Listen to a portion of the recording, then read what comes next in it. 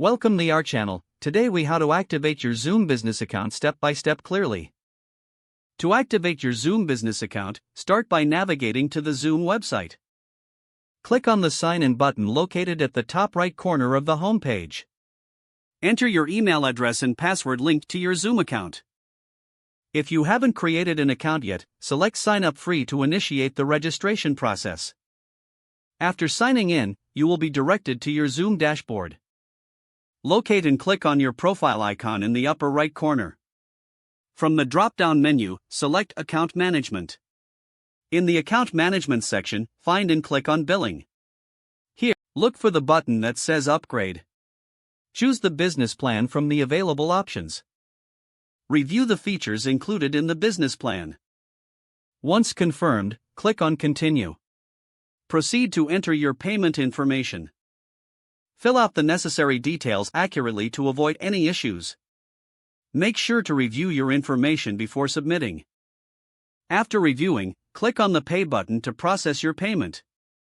Wait for a confirmation message indicating that your upgrade was successful. Your Zoom business account is now activated.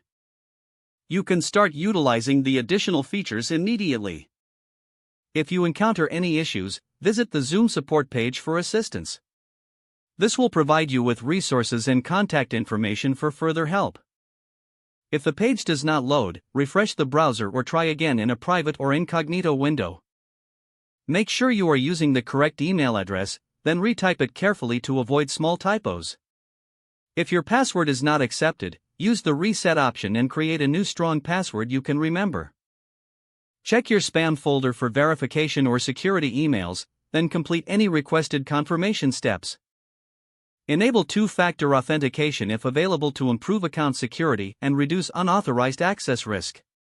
After signing in, review your profile details so your contact information and settings are accurate and current. If you see an error message, note it down and try again after restarting your device and internet connection.